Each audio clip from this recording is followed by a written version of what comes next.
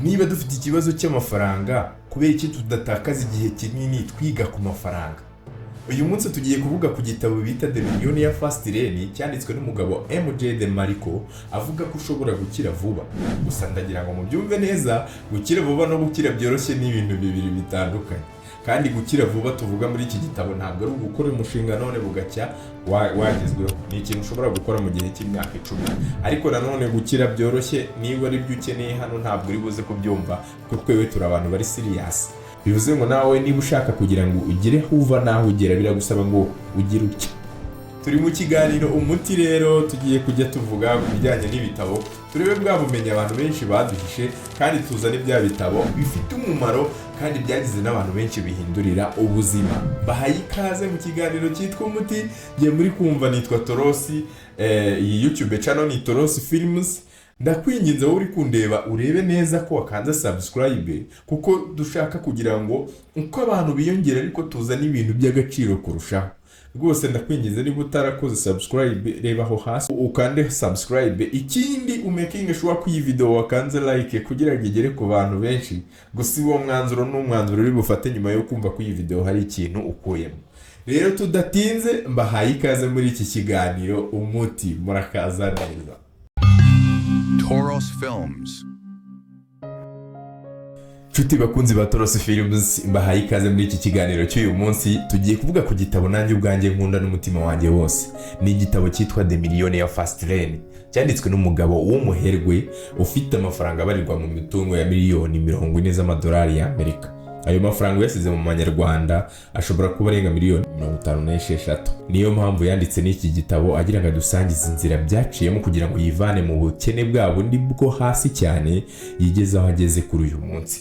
Igitabo cyitwa The Millionaire Fastlane cyanditswe n'umugabo bita MJ Mariko, ni umugabo wo muri Leta Zunze Ubumwe za Amerika. Iki gitabo rero yagitangiye avuga ko ubuzima bwacu bugira icyo bita inzira 3 z'ingenzi. Ubuzima bugira inzira 3 z'ingenzi mu bijyanye n'ubukungu. No kuvuga ngo iki gitabo kivuga ku bijyanye n'amafaranga n'uburyo wakwibohora ukagira freedom. Kandi freedom ntiwayigira udafite amafaranga, ibyo ntibishoboka. Yavuze ko hari inzira ya mbere ariyo bita sidewalk. Sidewalk ni inzira umuntu ashobora kugenda wayigereranya n'inzira y'amaguru. Twavuga ko umuntu wenda ukora ibijyanye n'ikiyede, umuntu wikorera imizigo y'abantu muri gare, bari abantu bagerageza gutwara ibicuruzwa ku gataro, aba bantu bose bacuruza imyenda b'abazunguzayi, n'abakozi bo mu rugo. Abantu nk'abo ngabo baba bategereje kugira ngo babone amafaranga kubera ko bakoresheje imbaraga zabo z'umubiri. Abo ngabo bari muri icyo bita the sidewalk, hahandi ushobora kubaho ari mbarubukeye ubona amafaranga kubera ko wakoze igihe wasibye gukora ukaba utabona amafaranga. Abo ngabo ni inzira ya mbere. Hari inzira ya kabiri rero ariyo wenda abantu benshi babamo, niyo bayita middle class, ariyo yise slow lane. Slow lane yavuze ko ari inzira abantu bose bacamo, yandi yo kujya ku ishuri ukabona akazi, wamara kubona akazi ukabika amafaranga ugakorera akazi nyine ukizigama, wamara kwizigama noneho mu masaziro yawe akaba ari gutangira kujya kuri ya mafaranga wizigamye. Ibyo twabigereranya n'akazi wenda tuvuge nk'ubu nge nihereyeho nakoze akazi ko kwigisha, nkigisha twabikaga amafaranga mu bwizigame bw'imyaka y'ahazaza. Bivuze ngo ubu muri retirement yanjye hari amafaranga ngenda bitsamo muri kwezi ku buryo mu gihe cy'ubusaza bwanjye ntazagora abana nabyaye ningira umugisha wo kubabyara. Noneho hari indi ya gatatu ariyo bita Fastlane. Ushobora kugira ubwigenge ugakora igihe gitoya, nyuma y'icyo gihe gitoya ukarya amafaranga ugifite n'akabaraga. Tuvuge uramutse ufite miliyoni 50 z'amadolari ufite imyaka 80. Ndakeka ubuzima ntibwakuryohera nkuko waba uzifite ufite imyaka 40. Iyi yo bita the Fastlane ni kwa kuri umuntu ashobora kuvuga ati ngiye gukora ikintu kiri bumpereza amafaranga vuba. Nuvuga ngo iyo bavuze ngo the Fastlane hari imyumvire abantu benshi bahita bavuga kuri iki gitabo bitewe nuko bavuga ngo ntabwo bishoboka ko umuntu yahita akira ngo abyuke akora ikintu kimwe ahita akira. Abantu benshi niko bahita bavuga. Nibyo ntabwo umuntu akira vuba, ariko baba birengagije ko umuntu iyo vuba vuze itandukanye no gukira byoroshye. gukira byoroshye ntibibaho, gukira vuba byo birashoboka, ariko iyo vuba muri iki gitabo bita The Millionaire Fastlane ni igihe cy'imyaka byibura 10. Umuntu akoze haso agahasurenga imyaka 10 ashobora gukora ikintu kimwe kidasanzwe gishobora kumuhindurira ubuzima. Nabahereza urugero rw'abantu benshi, tuvuge nk'umukozi wo muri Facebook wagize utya yirukanwa, nyuma yo kwirukanwa aza gukora WhatsApp. Umushinga wa WhatsApp yawumazeho imyaka niba ari 6 7 gutyo. Amaze kuwukora byahise bimugira umuntu w'umukire, kuko Facebook yaguze WhatsApp miliyari 1,900,000 z'amadolari y'Amerika.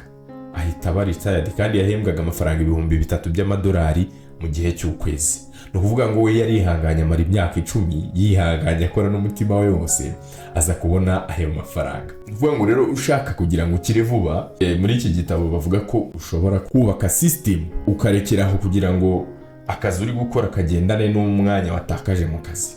Kugira ngo wubake ubukungu ntabwo ari ikintu kiba mu munota umwe. Wealth is a process, not an event.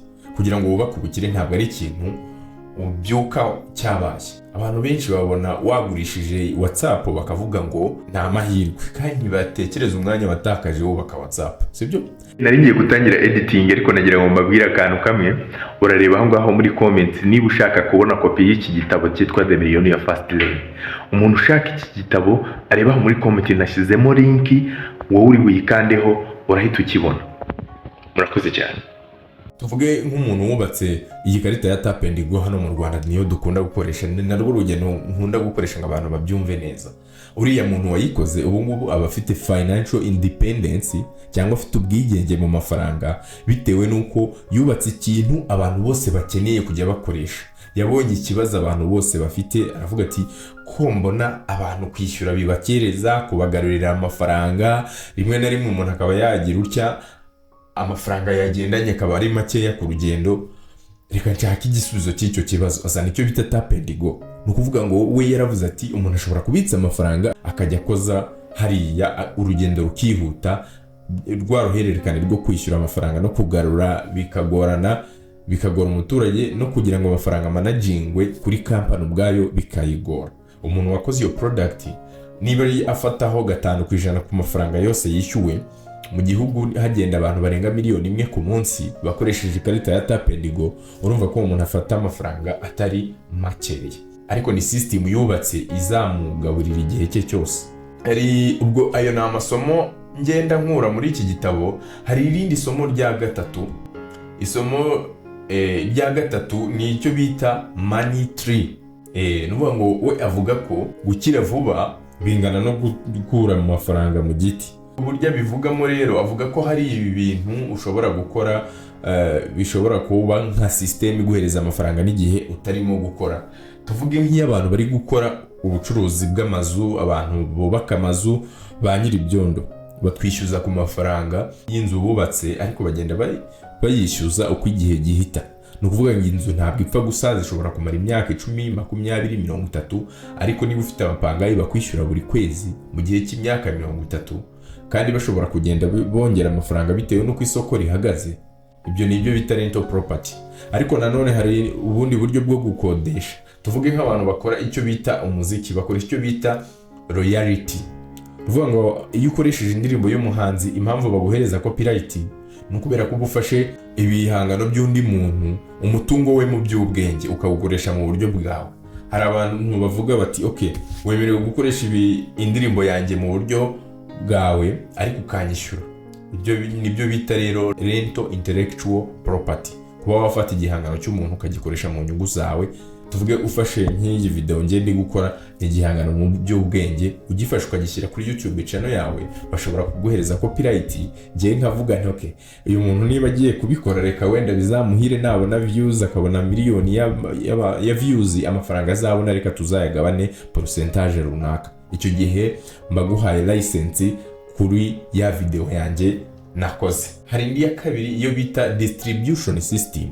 Iyo bavuze distribution system, tuvuge wenda nka Nyirangarama bacuruza ibiryo, sibyo? Biriya bintu bacuruza byo kurya bakora icyo bita franchise.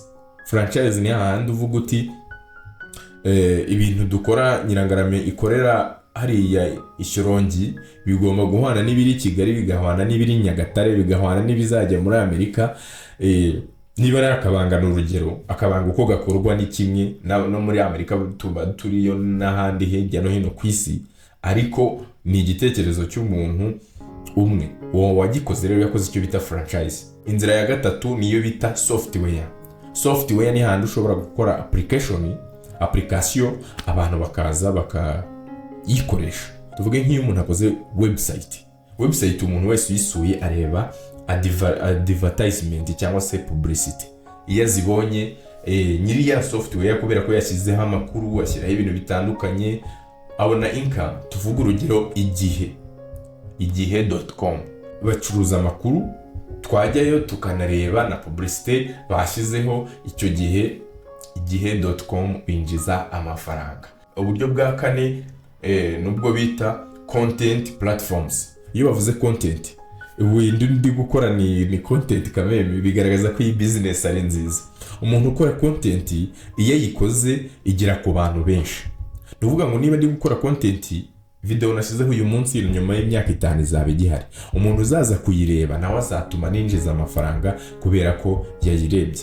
Bivuze ngo content ni ikintu ukora uyu munsi, ejo n'ejo bundi kikazaba kikinjiza amafaranga kandi wowe wagikoze inshuro imwe. Icya gatanu rero nicyo bita scale. Nuvuga ngo ugomba gukora business iba scalable. Umuntu coachinga abantu mu bijyanye na sport yagakwiye gushyiraho website. Niba ari umwitozo umwe akunda guha abantu, agashyiraho website yawe recordings akawushyira hariya, abantu baje ngo aba coaching akabahereza website bakajyaho bakareba uko yagiye bakabikora bakamwishyura. Icyo gihe niyo yaba yarwaye ashobora no gutanga training, abantu bakaba coachable bakamwishyura amafaranga kandi ibintu yarangije kubikora rimwe. Nibyo bita scalability. Kwa kundi ushobora gukora ikintu gihendutse ariko kikagera ku bantu benshi. Tapedigo nayibabwiye ikarita igura amafaranga 1000 y'Ubuyapani. Ntabwo banyishyuye ngo bamamarize, ariko n'urugero rwiza rw'ikintu kigaragaza yuko ushobora gukora akantu gatoya ariko kubera ko kageze ku bantu benshi kagaguhereza amafaranga atari makeya.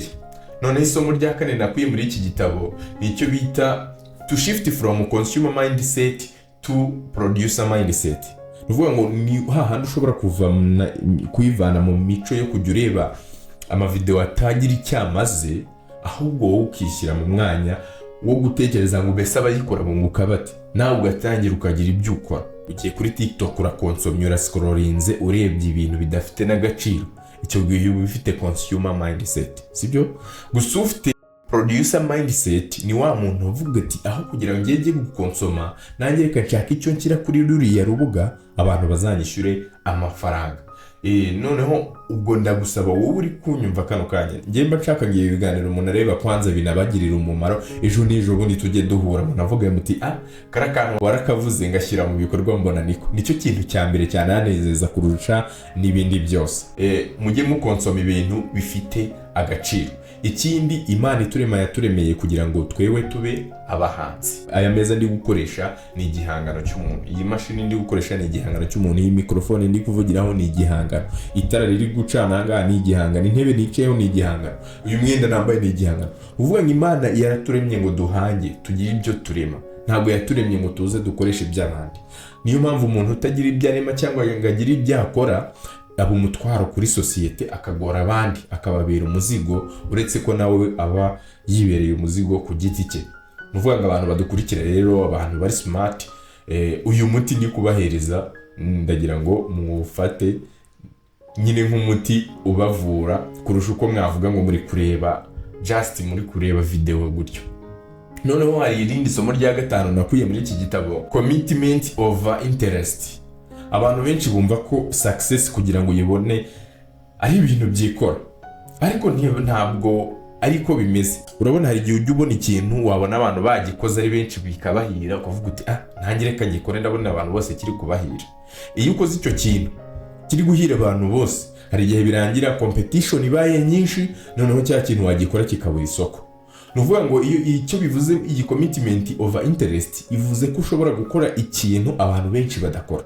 Urugero, jewe ubwanjye nkora ibyo bita video editing, niko kazi nkora.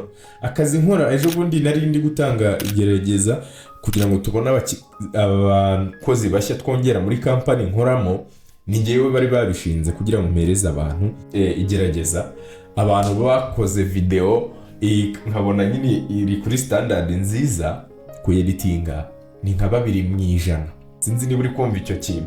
Urumva ngo video production, gukora video ni ikintu kigoye kugira ngo gikore, ariko ni ikintu gishobora kuvamo income nziza iruta iyo umuntu uri gukora ibyo abantu bose bari gukora. Impamvu ni iyihe? Ku-editinga video biravuna. Bivuze ngo nawe niba ushaka kugira ngo ugire huva naho ugera, biragusaba ngo ugire utya, biragusaba ngo ubire icyuya, kuko utabizi icyuya ntabwo wagira huva ugere naho ugera. Nababwiye amasomo 5 nakuye muri iki gitabo. Irya mbere nicyo bita paths of life, inzira ducamo, sidewalk, slow lane na fast lane. Inzira ya kabiri niyo bita wealth as process not as event, kumva ko gukira atari ikintu umuntu abyuka yakoze umunota umwe. Urumva, ahubwo gukira ni inzira umuntu akora n'umutima we wose, ibintu byamuhira ugaca abantu bavuga ngo ibintu ngo umuntu yakize, ariko bakirengagiza ko yavunitse. Igihe gatatu ni cyuko ushobora kubaka money tree, cyangwa se igiti basoromaho amafaranga. Icyo giti wubaka usoromaho amafaranga, nababwiyemo ko harimo ibyo kuba wakubaka amazu abantu bakajya bayakodesha. Icya kane ni cyo gukora content platforms. Content, ibi bintu byo gukora wenda YouTube, social media nyine muri rusange, ni ibintu ukora ariko kikaba byagera ku bantu benshi, ariko binahemba amafaranga atari makeya. Cya gatanu ni cyo gukora ikintu kiri scalable, cya kintu kigera ku bantu benshi. Business yose uzakora ikabigarukira mu mudugudu urimo, iyo business ntabwo ibiri scalable. Kugira ngo iguhire nuko ibifite icyo bita magnitude. Magnitude ni cyagiye ushobora gukora product kuyigura bikaba bihenze, ariko umuntu wayiguze umwe akaba yagukiza. Kare nari ndimo kuganira n'umuntu umwe w'inshuti yanjye bamwita Miguel ni umwana twakuranye iwacu, ariko asigaye acuruza imodoka. Ariko yambwiye ati imodoka ntabwo wazicuruza uyu munsi ejo ngo none nejo ubona abakiriya, ariko ushobora kubona umukiriya umwe mu kwezi ukabonamo amafaranga atubutse. Ni ukuvuga ngo icyakora ni magnitude, acuruza ikintu gihenze ariko amafaranga akuramo akaba ari menshi. Ni ukuvuga ngo rero scale ni hano ushobora gukora ikintu ukagicuruza ku bantu benshi, sibyo? Aramutse acuruje imodoka akazigurisha n'abantu benshi, yahita abo umukire mu munsi umwe cyangwa 2, ukumva ngo akorera amafaranga yagura imodoka. Mujye mufata n'agakaramu n'agakayi mwandike, kuko ibi bintu ndi kubabwira ni ibintu bikora kandi narabigerageje, ndanabikora mu buzima bwanjye. Hari intera ngezeho, ntabwo navuga ko nageze iyonge, ariko ngiye kubabwira noneho amategeko cyangwa se amahame 5 ushobora gushingiraho ubuzima bwawe bwose wayubahiriza. Business yose ukoze yubahirije ayo mategeko, ukaba uzi neza ko igiye kuzahita ikugira umukire. Itegeko rya mbere ni ryo bita need. Nujya ukemura ikibazo cyose ujye ureba ikibazo abantu bafite ni ikihe, ikintu gikomereye rubanda ni ikihe, ikintu abantu bifuza ko cyagakwiye kubaho ni ikihe. Icyo gisubizo nukibona, icyo gihe uzakora business abantu bose abakiriya uhita ubabona, kubera ko wakoze ikintu abantu bose bakeneye. Abakiriya ntabwo uzabinginga bazizana, kandi iyo abakiriya bizanye utabinginga ushyiraho igiciro ushatse. Icya kabiri, iyo business uzakora nubwo izaba ikenewe muri societe, ese ishobora kuba ifite icyo bita entry barrier. Icyo bita entry ni cya kintu ushobora gukora ariko abantu bakaba batakijyamo byoroshye. Iyo ukoze ikintu ukabona abantu bose nabo bari kugikora bugacya bagikora bigakunda, uzamenye ko bikubanye ibibazo. Tuvuge wenda nk'ibi bintu bya content nabyo, nubwo tuba tubikora turi benshi ku buryo abantu basigaye barakangutse. Umuntu akora content ejo ukabona hari umuntu ugutunguye na wanzana content yindi y'amabuye, nawe ukabona kurushije success mu mwanya muto. Icyo gihe biragoye rero kugira ngo ube stable. Ariko iyo ukoze business igoye ko abantu bayinjiramo, tuvuge nk'iyo ukoze software application ukayikora, biragoye ko abantu baza nabo bakora application zimeze nka yindi ya. Tuvuge wenda urugero nk'umuntu ukora website yitwa wenda Isoko cyangwa se Alibaba cyangwa se Amazon. Izo company kuzikora ikaraninga kuriya ni ibintu bigoye. Nta muntu waze ngo akore company imeze nka Amazon ngo bipfe kumworohera. Usanga ari ibintu bigoye ku buryo usanga company zicuruza ibicuruzwa ku isoko mpuzamahanga bikoresheje ama website ari bikeya. Izo company ni nkeya ariko amafaranga zinjiza abayakorera abambere ku isi. Nuvuga ngo bakora business igoye ko abantu bose bayinjira. Hari icyo bita control. Gukora business wowe ubwawe ufiteho ububasha bwo gukontorora ukagenzura. Tuvuge nkanjye ubwanjye wenda tuvuze muri ibi bintu bya YouTube kuko ari byo bintu nkoramo. Iyo ukoze business ya YouTube ntabwo ufite icyo bita control. Mwabonye mwarafunzi uburyo YouTube channel yo mu minsi yashize bagize utya YouTube irayisiba. Nukuvuga ngo ntabwo yari afite control ihagije kuri business ye. Gusa hari abandi ba YouTubers nzi bagize utya babona audience bafite bayibyaza umusaruro ku buryo niyo YouTube yafunga imbuga nkoranyambaga zabo baba baramaze gukuramo akarenge barakoze ikindi kintu bo bafiteho control 100%.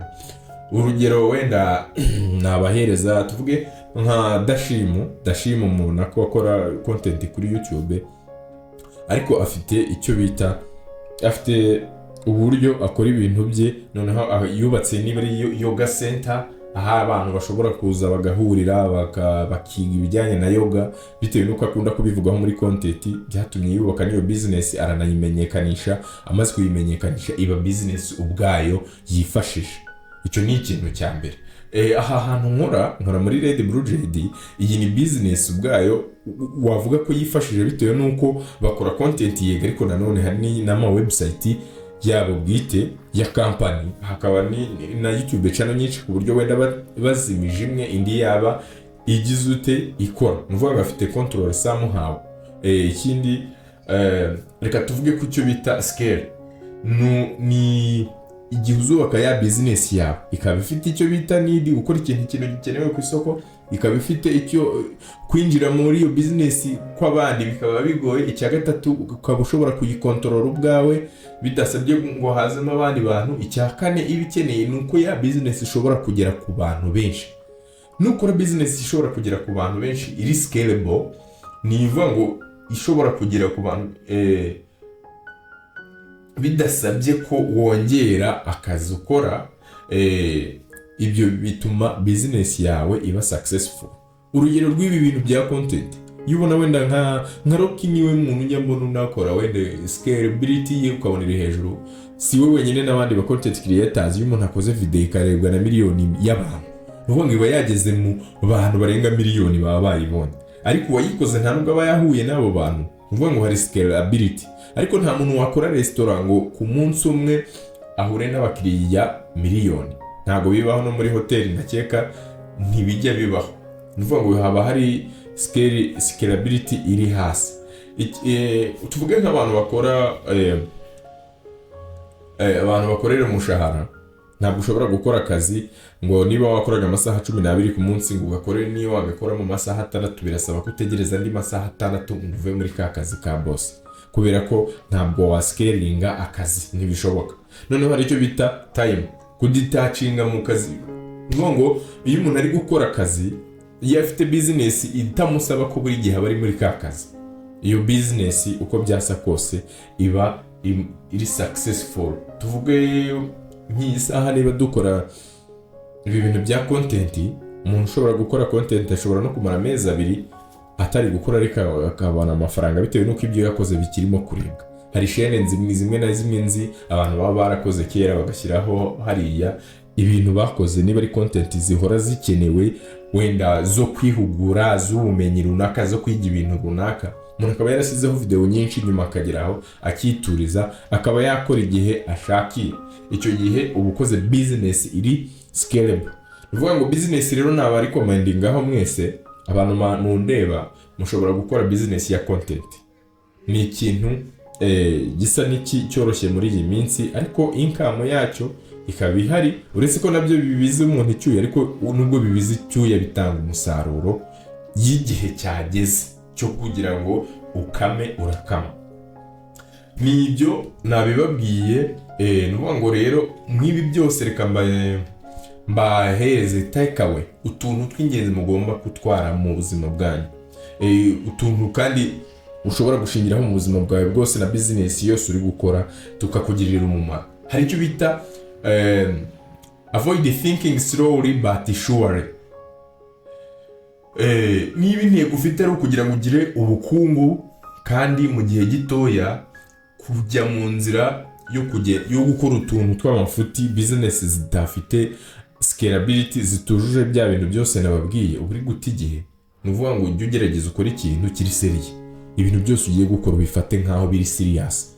Nubikufata serious nibwo uzamenya ibikwiye n'ibidakwiye, ibizagutakariza imbaraga, ari kuvuga uti nubwo ndi kubibiraho ibyuya, nindamuka nturikije nzaturitsa umuzigo uremeye. Icyo ni ikintu cya mbere ugomba kumenya. Icya kabiri ni ugumenya business ushobora gukora ikaguhereza money tree, ikakubyarira amafaranga no muri cya gihe usinziye.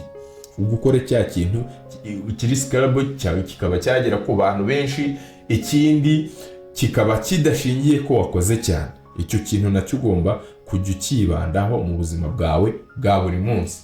Icya gatatu, ugomba kumenya ko success yariyo yose isaba ngo ukore. Nta nsinzi umuntu agera hatakoze, ntibishoboka.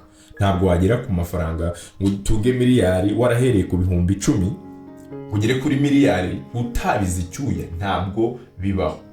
Nuvuga ngo ugomba kujya uhindura imyumvire ukumva ko gukira uko bisa kose bisaba gukora, nta muntu ukira atabize icyuya.